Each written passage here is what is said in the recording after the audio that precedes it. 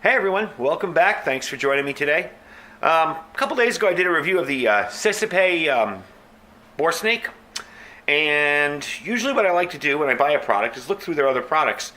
And I noticed that they were selling these tactical EDC pouches. Got nice molly webbing on the back. And I'm going to take this and use this for my fire kit when we come right back.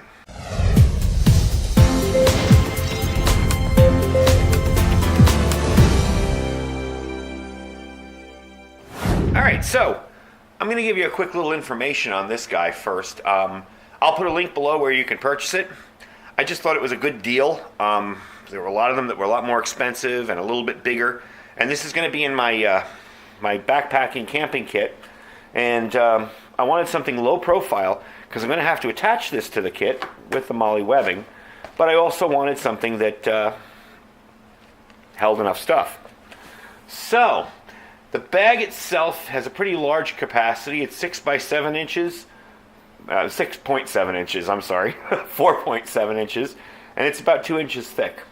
It's water resistant, 1000D Cordura nylon, and it's perfect for outdoor stuff, you know. At first I wanted to buy a second one because I wanted to use it for my EDC carry, but I carry a little bit more than this would be able to hold every day. So I find my waist pouch works pretty well. What I like about it, first of all, it came in this package. And this package is kind of an added bonus because this is nice thick plastic. I could see myself putting wet socks in here or something. It's got one of those silent zippers. This is just kind of a side bonus of it. I kind of thought it was neat. It's a decent little package. Anyway, let's get into the pack itself. The zippers, all the zippers have been flawless so far. I gave them a little bit of a test back and forth. No problems with them. They have these nice long pulls on them. Got a lot of room in here for a bigger cell phone. If you were to use this for an everyday carry kit, you see how long that is. You know, that's more than enough for some of the larger display cell phones. You got a little thing here for a pen or a pen light. And here are your interior pockets. Lots of little pouches and pockets and sections. So, I mean, if you were to use this as a belt kind of thing to carry around, you also get a nice little carabiner for your keys or whatever. I'm probably not going to use that, although I'll keep the carabiner. For my uses, this is going to go up against my bag. So having that there probably wouldn't serve a purpose. I may stick it on one of these in front. But anyway, I'm going to show you what I'm going to load into this. Being that this is going to be my camping and outdoor kind of backpacking kit, I didn't want a huge fire kit. I just want what I know works and maybe a few extras just because I like taking some stuff with me. So the first thing I'm going to do is get my char cloth tin. This is filled with char cloth. It also is my tin I use to make the char cloth with. So I figured that would be perfect for right in here. And out here, what do you think's going to go there? I'll tell you what's going to go there. My ferro rod. One of them. I'm going to carry two in this mainly because I like this big one. And it's really unnecessary to carry two. I just thought it was kind of cool. So I'm going to carry the second one. Just kind of a thing with me. I have another little Celestial Seasonings case. This is kind of like the Altoids tin. That has some fire starting material. Again, we have the char cloth on one side and dryer lint on the other, and dryer lint is awesome for starting fires. So that's going inside the middle. And stick that in one of those sides there. Along with my other ferro rod. Now I may not carry two ferro rods in this, but you can see the usefulness of that hole there. I may put a pen flashlight in there. Who knows? But it is kind of neat to have it there. I would have put this in here, but it's a little too big, and it stops short, so you kind of end up with this sticking out with the ferro rod barely in there. So I'm probably going to go with just one ferro rod, and it might be just that one.